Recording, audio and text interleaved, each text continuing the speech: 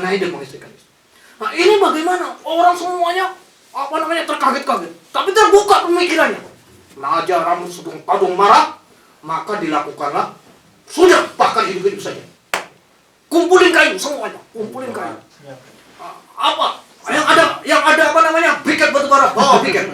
Yang ada arang, bawa arang. Pak Is bawa arang. Ya udah bawa. Oke. Dan briket juga katanya. Ibrahim disate. Kemudian Nabi Ibrahim dibakar hidup-hidup. Ini juga kita di Indonesia, bukan di sini ya, pada melakukan bagaimana cara-caranya. Kalau ada orang copet, oh itu Ibrahim, siram, bakar gitu. Ada cara-cara yang demikian ada gitu loh. Cara-caranya Naja Namrud gitu kan, menghancurkan. Nabi Ibrahim nggak mungkin hidup, orang nggak mungkin, pasti mati, maksudnya bakar hidup-hidup loh. 3 hari 3 malam. Ya, dibakar hidup, kemudian dikasih api, kemudian dinyalakan. Tapi Allah Subhanahu wa Ta'ala Maha Kuasa. Allah memerintahkan kepada api, ya naru, wahai api, kuni bardan wa salaman ala Ibrahim. Jadilah kamu dingin dan menyelamat kepada Nabi Ibrahim. Jadi Nabi Ibrahim ketika dibakar itu di sana kipas gitu. Kedinginan. Kipas kedinginan. Cari selimut. Jadi kedinginan wa salaman, jadi menyelamatkan, sejuk Nabi Ibrahim di dalamnya itu. Di dalam perkataan Nabi Ibrahim ketika sepuh, ketika sudah menjelang wafat, Nabi Ibrahim termasuk di antaranya cerita.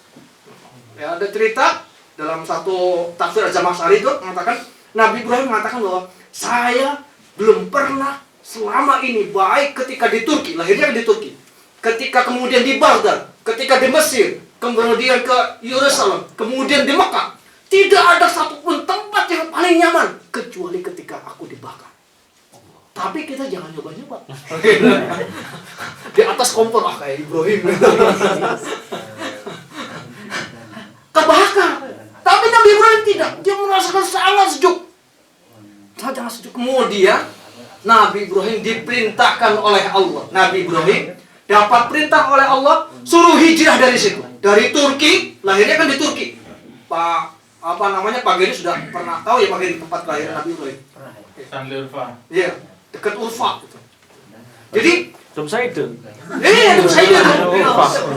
Urfa itu. Nah, itu kelahiran Nabi Ibrahim itu Urfa. Urfa itu tempat kelahiran Nabi Ibrahim. Yang tempat kita grilling itu, beli grilling itu nama kelahiran.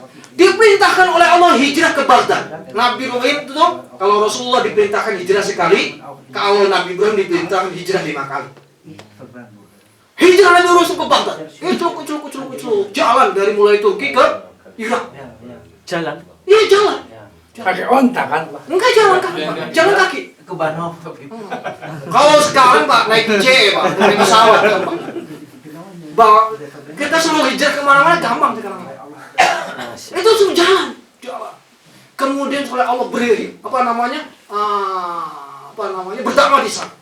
Dakwalah di sana. Kemudian sampai akhirnya mendapat jodoh Siti Sarah. Kemudian setelah dapat masyarakatnya sudah taat, hijrah lagi, suruh hijrah lagi ke Mesir. Hijrah ke Mesir. Kucuk. Irak Mesir itu jauhnya minta ampun. Suruh hijrah, jalan kaki. Panas, dingin, panas. Wah, musim salju dan sebagainya. Wah, Masya Allah. Taatnya kepada Allah luar biasa. Hijrah. Sama Siti Sarah di sana. Orang Jawa Pak Siti Sarah ya? Nah? Orang Jawa kan? Iya. Pakai Siti kan? Siti Sarah pakai Jawa. Sarah namanya. Sarah namanya. Siti itu namanya. Ini kan Jawa ya? Ini Jawa. Nabi Ibrahim ketemu Siti Sarah di Baghdad. Di Baghdad, di Irak.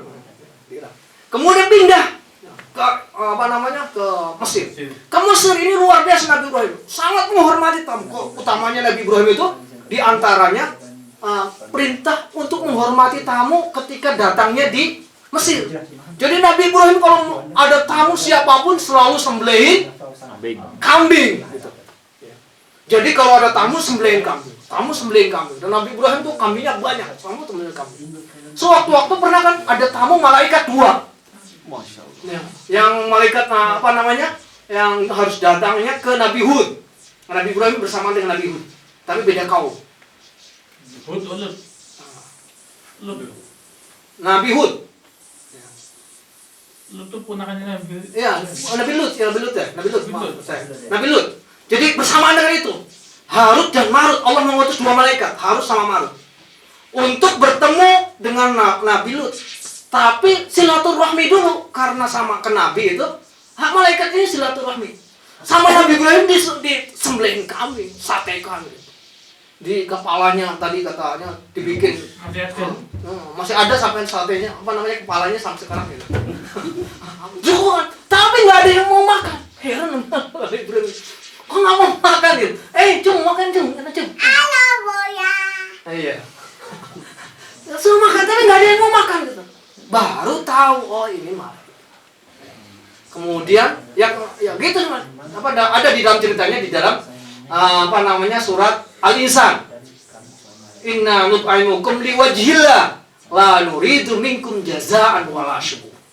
Nah, habis dari Mesir, di Mesir ini rajanya sangat lalim, suka mengambil istri orang seenaknya. Jadi kalau ada istri orang cantik gitu, langsung diambil, dinikahin. Langsung diambil. Makanya Nabi Ibrahim kemudian, orang yang beriman itu adalah saudara, istilahnya muncul dari zamannya Nabi Ibrahim. Nabi Ibrahim mengatakan kepada Siti Sarah, ini istrinya bukan? Ketika bertemu raja, bukan. Ini adalah saudaraku. Kalau bilang istrinya pasti diambil. Kejadian saudara seagama itu adalah apa? Kita seagama adalah saudara. Istilah itu muncul ketika zaman Nabi Ibrahim sampai sekarang. Jadi mukmin itu bersaudara dan sebagainya, itu adalah istilah pada zaman Nabi Ibrahim. Kemudian setelah itu Allah memerintahkan suruh hijrah ke Palestina. Berdakwah di Palestina.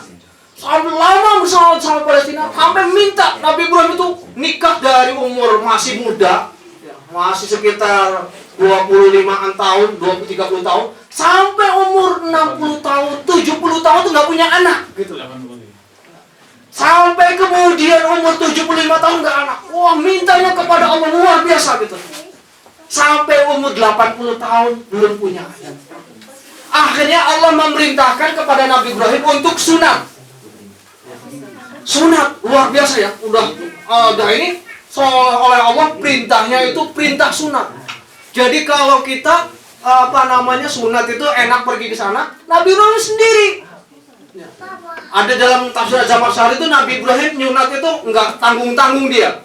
Ada wakilnya pakai jepitan kayu yang di ini. Ada yang mengatakan bahwa Nabi Ibrahim itu ngasah golok. Jadi golok biasa. Untuk nyunatin diri sendiri gitu loh. Ini luar biasanya. Dan Nabi Ibrahim taat luar biasa. Kemudian Nabi Ibrahim minta terus kepada Allah. Sewaktu-waktu dalam doanya ini sampai Nabi Ibrahim berkata begini. Ya Allah, seandainya aku punya anak, kemudian aku diuji olehmu untuk menyerahkan anakku karena ketaatan kepadamu, maka aku saya lakukan. Jika seandainya aku punya anak, kemudian engkau memerintahkan kepadaku untuk menyembelih, maka aku akan lakukan. Saking pengennya punya anak. Luar biasa. Akhirnya kemudian Nabi Ibrahim baru umur 90 tahun punya anak. Yaitu setelah Siti Sarah mulai putus asa. Jadi Siti Sarah umur 90 tahun kurang, 88 gitu lah. 80. Iya, 80. Itu sudah Siti Sarah mengatakan, "Wah, saya udah enggak punya anak, Mas, susah. Umur sudah tua." Mandul. Iya. Nabi Ibrahim juga sudah tua. Wah, enggak punya anak nih. Ini kita punya pembantu, punya anak, punya radia dari Raja Mesir. Siti Hajar. Makanya orang Afrika itu bangga. Makanya gimana? Nabi Muhammad itu keturunan Afrika. Kenapa? Kan Nabi Muhammad itu dari Siti Hajar. Siti Hajar aslinya dari Afrika. Jadi Nabi Muhammad itu keturunan Afrika. Katanya gitu. Orang hitam ya? Orang hitam. Karena Siti Hajar kan orang hitam. Orang hitam. Dia dikasih. Dinikahi oleh Nabi Ibrahim. Kemudian ternyata hamil. Wah. Kan mulai dah. Siti Sarah kan cemburu. Kan pepatah kita kan, pepatah orang Cirebon. Kalau istri satu, maka lama-lama istri itu akan masukin kita. Jadi kayak jago tuh kalau sama ayam satu gitu, maka akan matuki lama-lama si ayamnya si ayamnya ngelawan sama si jagonya itu dipatuki. Ya, jadi melawan dia dipatuki.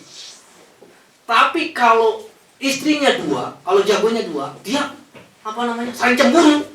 Jadi kalau istrinya satu katanya orang itu, maka akan lama-lama suaminya dipatukin lawan. Di atas geger. Ya. Kalau istri dua susah juga gitu. Karena apa? Saling cemburu gitu. Yang laki-laki susah. Sini diusir, sholatnya di musola jadi gitu. Lagi bilang gitu. Makanya gitu kan.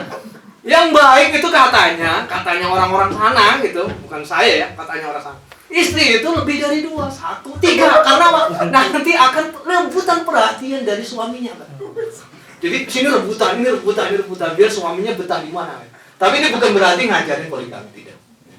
Jadi ini cerita. Nah ini Nabi Ibrahim itu 2 itu adalah dia jadi cekcok.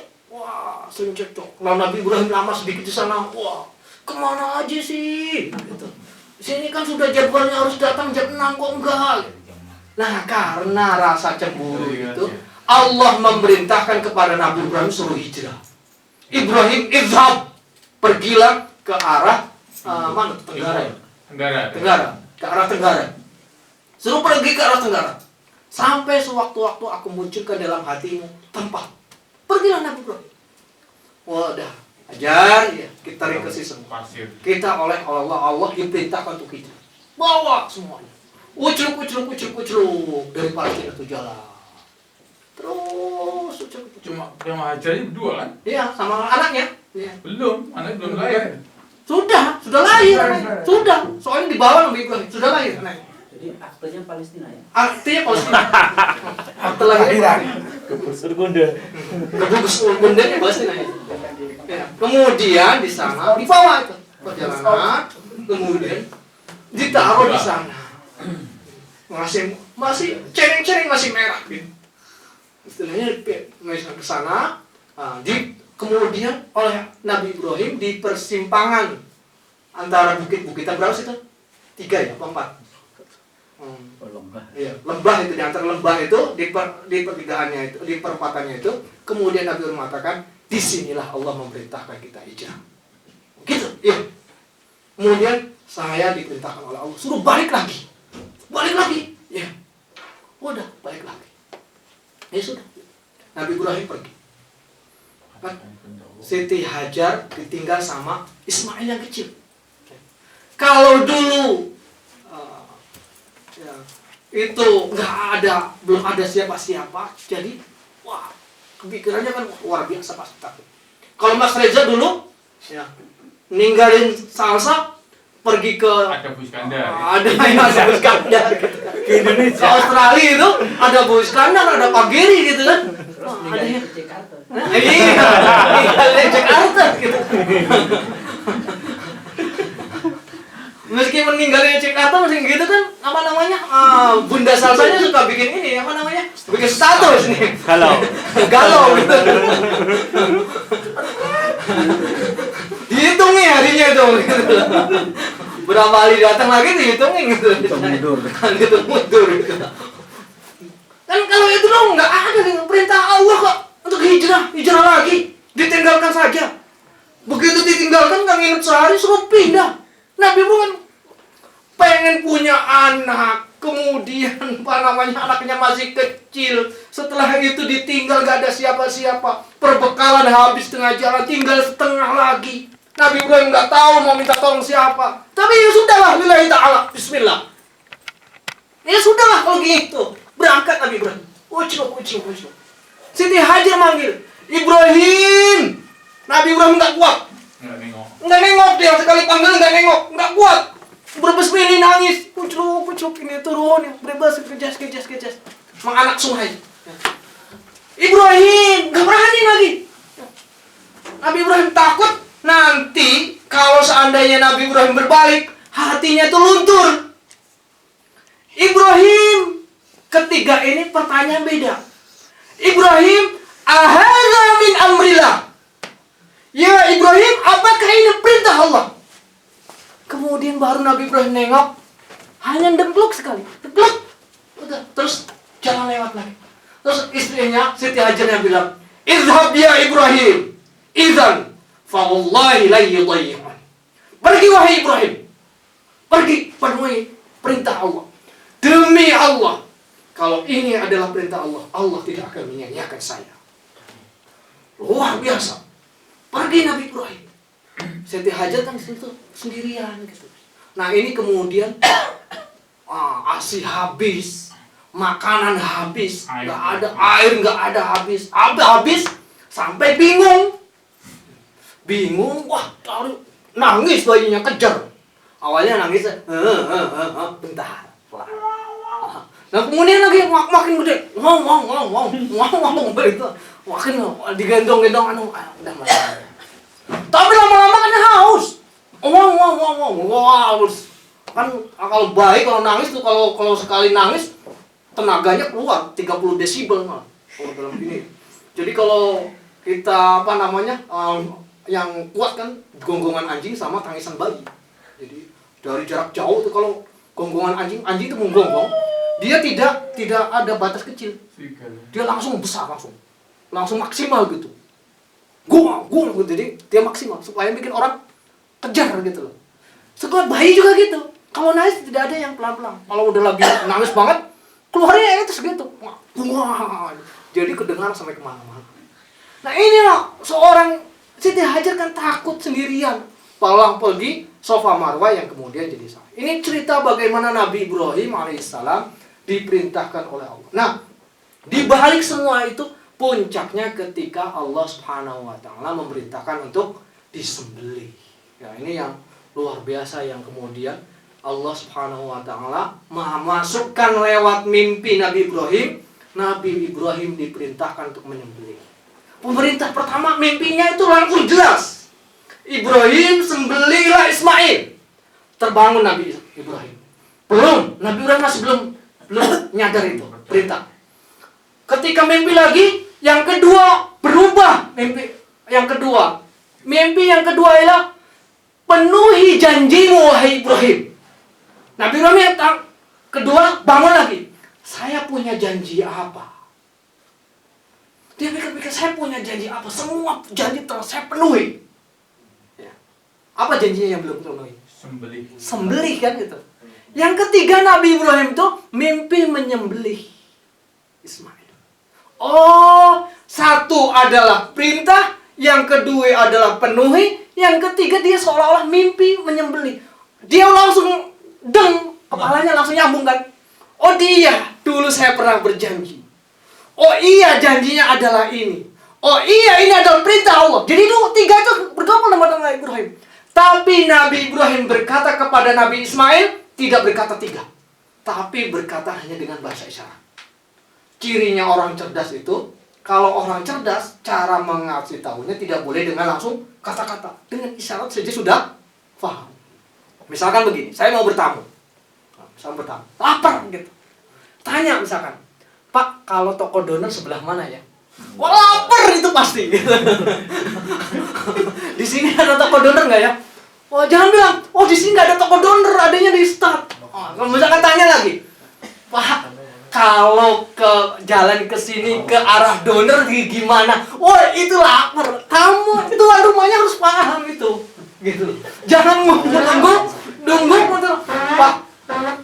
Gitu. Habis makan sate masih lapar lagi. Ya. Tadi ada suara apa tadi? Nggak ada. Jangan sampai kemudian tuan rumahnya sampai tamunya bilang, Pak, akhirnya sampai ketiga, Pak saya lapar. Jangan sampai begitu. Baru sekarang mengatakan, Pak kalau toko donor itu di mana ya Pak? Oh, ayo makan. Sampai sini, seadanya. Sudah paham gitu. Nah ini Nabi Ibrahim isyarat kepada anaknya. Wahai anakku, ya bunayya, inni ara fil manami anni arba. Wahai anakku, aku bermimpi semalam itu aku menyembelihkan. Fanzur maza taro. Berikan pendapatmu. Apa jawab balasan? Apa pendapatmu? Coba. Nabi Ismail kan dididik luar biasa ketaatannya. Sehingga tahu, ya abati if'al ma tu'mar. wahai bapakku, lakukan apa yang Allah perintahkan. Jadi Nabi Ismail sudah didik luar biasa sehingga tahu ini pasti perintah Allah. Inilah sebuah kejadian sejarah bagaimana Nabi Ibrahim hingga penyembelihan kepada anaknya. Jadi Bapak-Bapak Ibu sekalian, sebagai penutup, saya hanya ingin menceritakan kejadiannya semacam itu dan hikmahnya. Yang pertama, tentu banyak sekali hikmah yang bisa diambil. Kalau orang sosial bisa mempelajarinya secara sosial. Orang teknik bisa mempelajarinya secara teknik, teknik menyembelih. Kalau orang orang ekonomi bisa melihat secara ekonomi. Bagaimana Fadillah? Setiap punya filosofinya masing-masing. Yang paling umum di tafsir itu ada 2 makna atau 3 makna tentang bagaimana Nabi Ibrahim menyembelih. Yang pertama, Nabi Ibrahim itu adalah orang yang paling taat kepada Allah. Ketaatannya kepada Allah itu sangat luar biasa ketaatannya.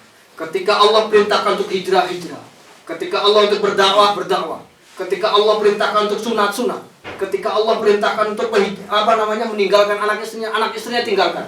Ketika Allah perintahkan untuk nyembelih. Luar biasa ini perintahnya. Jadi Nabi Ibrahim kecintaannya kepada Allah itu luar biasa. Kedekatannya kepada Allah itu luar biasa. Makanya kalau bisa kita dari Indonesia misalkan terbiasa sholat misalkan, maka ketika sampai di sini ketaatan kita jangan sampai luntur. Kita di rumah ada orang tua misalkan yang muda-muda, kita sholat jauh dari orang tua jika kita sholat.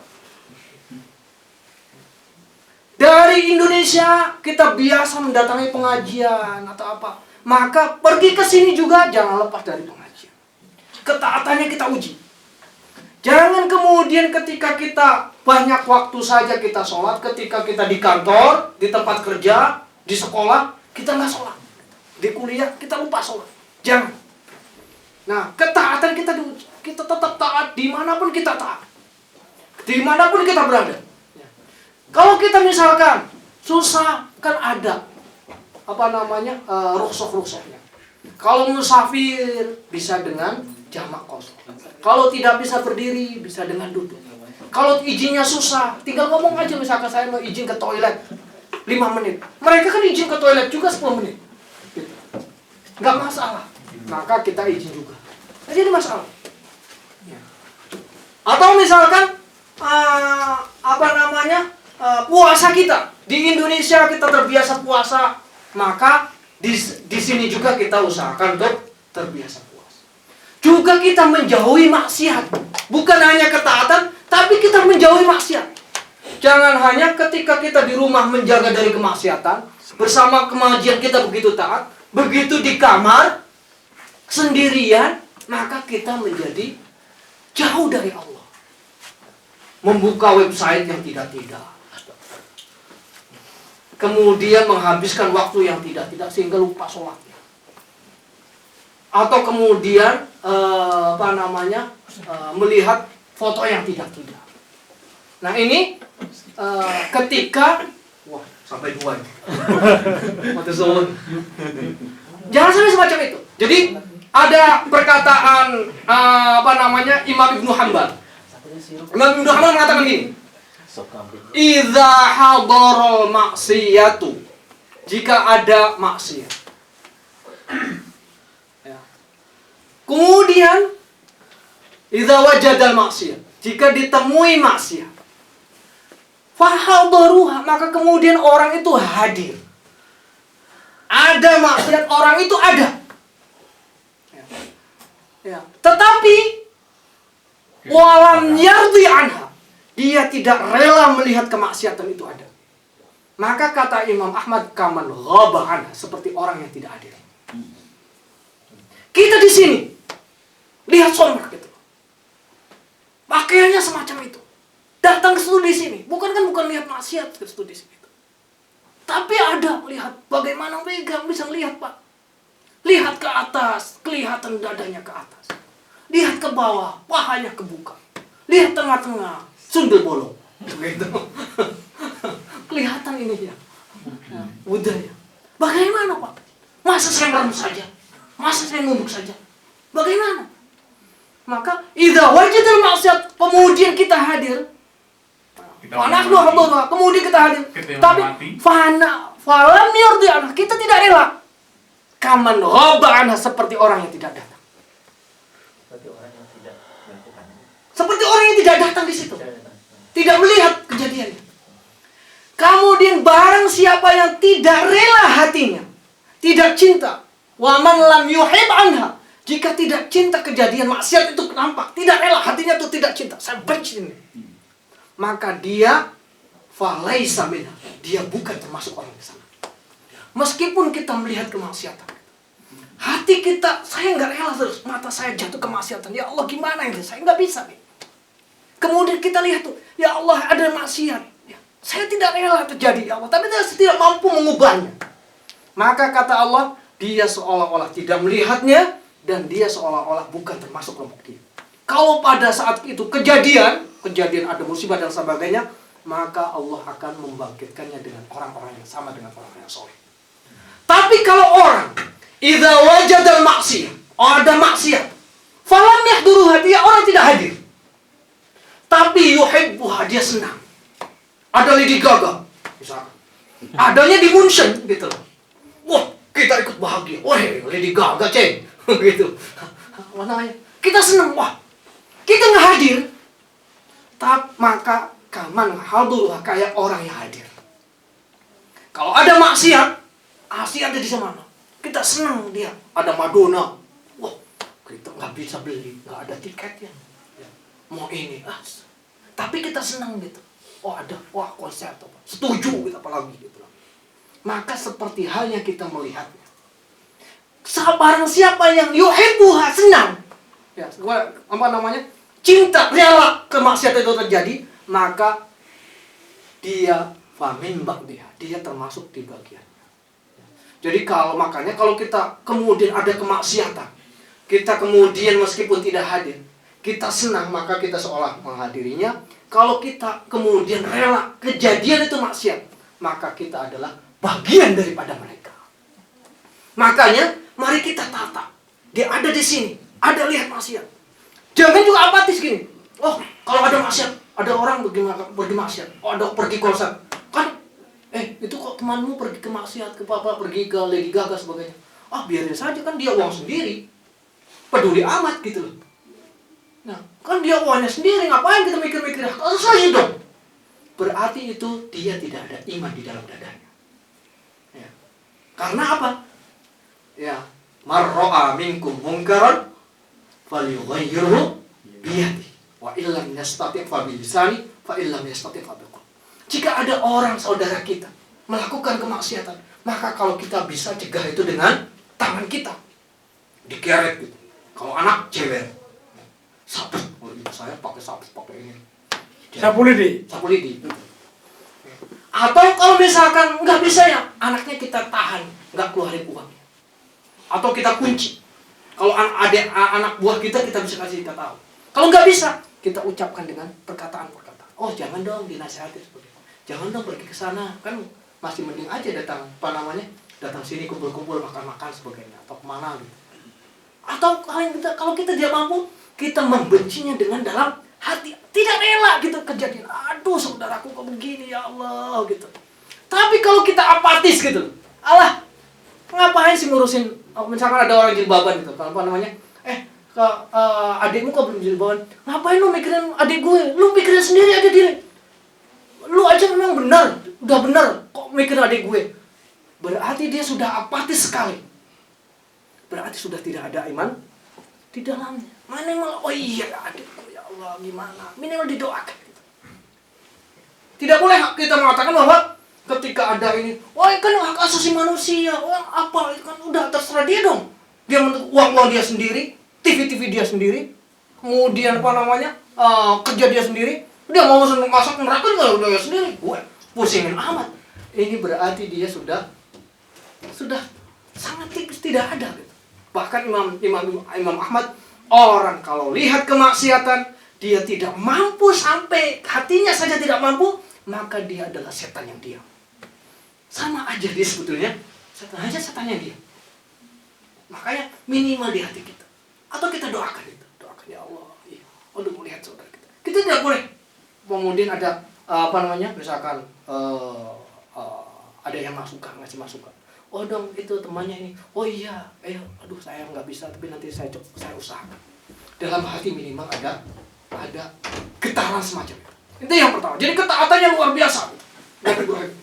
Jadi Nabi Ibrahim saking pengennya orang orang masuk ke dalam hidayah itu sampai dia jemput satu-satu, dia undang makan seperti itu. Luar biasa ketaatannya. Yang ini luar biasa, dan ini sampai kita dalam dalam tahiyat itu saking hebatnya Nabi Ibrahim sampai kita sunnah untuk melakukan sholawat kepada Nabi Ibrahim. Ya, kama Allahumma sholli ala Muhammad wa ala ali Muhammad kama shallaita ala Ibrahim wa ala ali Ibrahim. Saking hebatnya Nabi Ibrahim. Bahkan Nabi Ibrahim itu dalam dalam ayat Al-Quran, dalam surat Al-Baqarah, wa ana awwalul muslim. Nabi Ibrahim itu, saya lah orang yang pertama kali berislam. Seolah-olah begini, jika ada 1000 orang, hanya satu saja yang taat, maka saya lah yang paling taat. Wa ana awwalul muslim. Jika hanya 100 orang yang taat, di dunia ini hanya ada 100 saja, kemudian dari 100 itu ada hanya 1 orang yang taat, maka itulah saya. Maka kalau hanya 10 orang taat, 10 orang hanya 10 orang dan 1 hanya taat, maka itulah yang taat. Jika ada satu dunia ini hanya 1 orang yang taat, maka sayalah itu. Wah, ana awal muslim. Selalu pengen dia. Makanya Nabi Ibrahim sampai digenerai Nabi yang hanifan muslim. Itu gelarannya Nabi Ibrahim. Jadi istilah Hanif. Khalilullah, kekasih Allah. Hanif itu nabi yang punya kecenderungan sangat baik. Jadi istilah Hanif itu sampai sekarang. Orangnya kalau punya kecenderungan baik dikatakan Hanif. Itu Nabi Ibrahim. Luar biasa. Gigihnya Nabi Ibrahim. Itu pengorbanannya. Yang kedua adalah ketika Nabi Ibrahim membangkitkan makna ketaatannya kepada Allah, Nabi Ibrahim tidak lupa kepada masyarakat sekitar. Jadi ketaatannya kepada Allah luar biasa, tapi